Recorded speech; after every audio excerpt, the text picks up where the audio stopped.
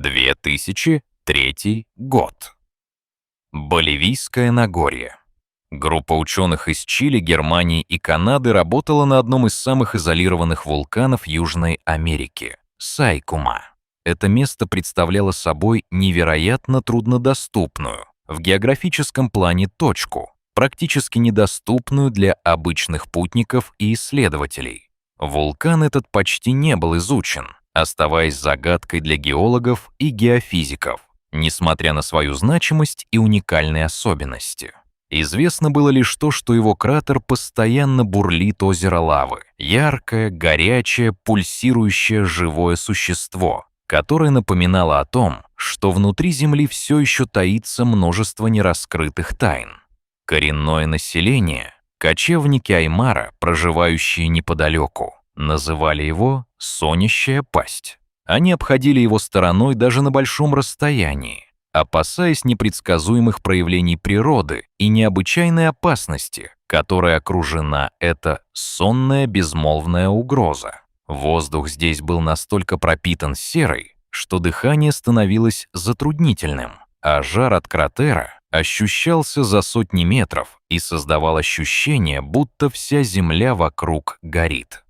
Сам вулкан возвышался на середине пустынного плато, безжизненного и безмолвного, покрытого пылюками и каменным нагромождением. Температура днем часто поднималась до 50 градусов Цельсия, превращая окружающую землю в раскаленную равнину, а ночью опускалась почти до нуля, что делало условия очень сложными для пребывания и работы людей. Добраться до вершины было возможно только на вертолете. Другого способа добраться сюда не существовало. Эта сложность и изолированность сохранялись из-за крутых скал, отсутствия дорог и рискованных погодных условий, часто мешающих полетам. Целью экспедиции было установить тепловые датчики для мониторинга активности вулкана, взять пробы газа для анализа его химического состава и наблюдать за поведением лавового озера, которое практически никогда не засыпало. В составе команды были опытные специалисты: немецкий геохимик Филипп Майер, чилийский вулканолог Исабель Рохас и канадский инженер-геодезист Том Маккинон. Все трое обладали богатым опытом полевых работ в экстремальных условиях. Они знали, как вести себя вблизи вулканов и как минимизировать риски. Но никто из них не был готов к тому, что случится дальше, к тому, что выйдет из-под контроля. Вертолет, который должен был вернуться только через 4 дня, по сути стал единственным средством утилизации мусора. Но он все это время оставался недоступным. И весь этот хлам продолжал гнить под солнцем, выделяя неприятные запахи и опасные вещества. На 4-е утро Том Маккинон предложил решение, которое показалось ему логичным и простым: сбросить весь мусор прямо в лаву. Он аргументировал свою идею тем, что лавовая поверхность — это природная печь. Температура в кратере достигает около 1200 градусов Цельсия, и все, что попадет туда, будет просто уничтожено. Воду и пластик, говорил он, можно сделать невидимыми для окружающих и для природы. Так зачем же мучить себя более сложными способами? Идея не вызвала большого сопротивления у коллег. Все понимали, что этот метод очень быстрый и удобный. Вулкан — это действительно природная печь, и никто не сомневался, что лавовая кора способна расплавить все, что туда попадет. Вечером, когда жара немного уменьшилась и температура в кратере снизилась, ученые в защитных костюмах, специально защищаясь от едких испарений и высокой температуры, подошли к краю кратера. Филипп Майер нес мешок с отходами, аккуратно подготовленный заранее. Они закрепили его на длинном металлическом шесте, чтобы избежать прямого броска и минимизировать риск опасности.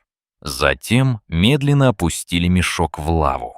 Все происходило очень осторожно, чтобы не допустить случайных аварий. Сначала казалось, что все идет как задумано. Мешок будто плавно ушел под поверхность, словно растворился в густой жидкой массе. Но спустя несколько секунд тонкая полузатвердевшая корка лавы вдруг дала трещину, и раздался резкий, хриплый хлопок. Сенсация — обаятельное и пугающее проявление вулканической активности. Вскоре последовал взрыв. Раскаленные брызги лавы изверглись на высоту 5-6 метров, словно мощное восстание внутри Земли. Волна жара достигла лиц ученых, пробивая щитки и защитные маски, обжигая кожу через слои защиты. Осколки раскаленной лавы прожгли край рюкзака Томаса, оставив на нем ожоги и трещины. В ужасе ученые поспешили назад. Лавина мелких камней под ногами со звоном сдвинулась и рассыпалась по каменному плато. Грохот и треск эхом разнесся по всему кратеру, а из центра еще долгое время продолжали идти пар и едкий дым, наполняя воздух токсическими испарениями. Само лавовое тело функционирует как природная печь, но он не бездонен и не всесилен. Да, лавка плавит многое. Металлы, породы, минералы — все, что попадает в нее.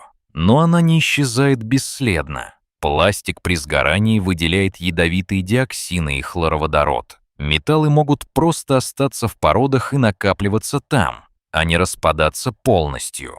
Породный материал и отходы, оставшиеся в лаве, создают побочные химические реакции, вызывающие выбросы токсичных газов и паров, а также могут привести к локальным взрывам, подобным тому, что произошел с мешком.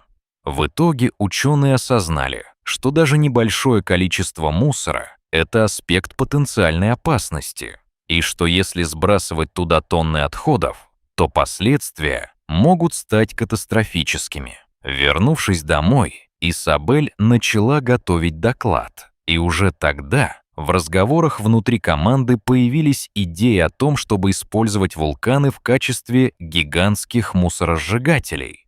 Эта идея казалась заманчивой, ведь температура высока, топлива не требуется, а отходы действительно уничтожаются природным способом, что и технически, и экологически выглядело очень привлекательно. Однако, чем больше обсуждали, тем яснее становилось. Это не решение проблемы, а рискованная игра с огнем. Во-первых, на планете осталось очень мало активных вулканов с постоянными лавовыми озерами. Их единицы.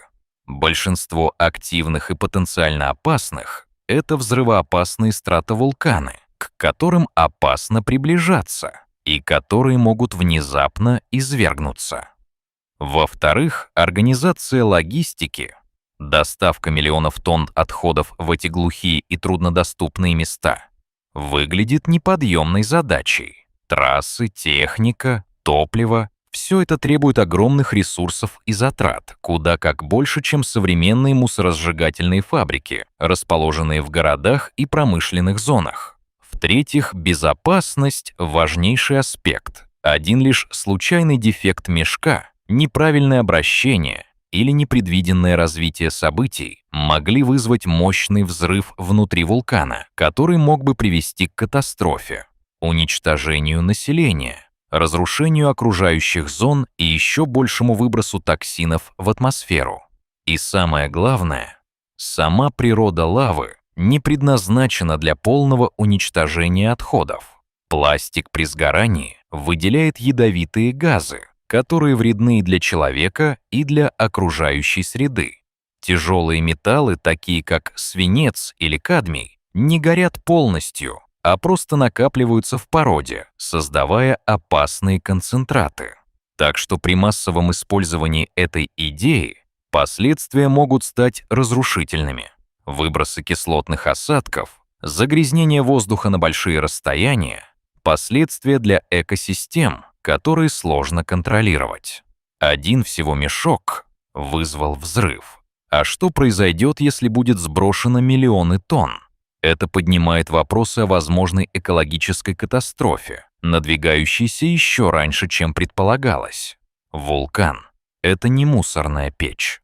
Это живой, сложный и очень нестабильный механизм, который подвержен влиянию множества факторов. Любое вмешательство, даже самое, казалось бы, незначительное, может запустить цепную реакцию, привести к неконтролируемому извержению или вызвать непредсказуемые последствия для всей планеты. Те несколько секунд у кратера Сайкумы во время этой рискованной операции полностью доказали, только природа и ее силы могут управлять такими процессами. После этой экспедиции ученые однозначно отказались от идеи даже в теории использовать вулканы как мусоросжигатели. Они поняли, что надежные, безопасные и этически правильные — это лишь системы переработки, сортировки и контролируемого сжигания отходов в специально созданных условиях. И никакие фантазии о вулканах, как о Пуричико, природных мусорных печах, больше не рассматривались. Они научились уважать то, что не поддается полному контролю, и передавали этот урок будущим поколениям. Это был важный опыт, подтверждение того, что в природе есть вещи, с которыми не стоит играться или экспериментировать, особенно если это может привести к катастрофе. Перед лицом такой мощи стоит сохранять бдительность и уважение и использовать ее только в рамках разумных и научных методов. Пусть идея сбрасывать отходы в вулканы останется лишь в сфере фантазий и вопросов этики.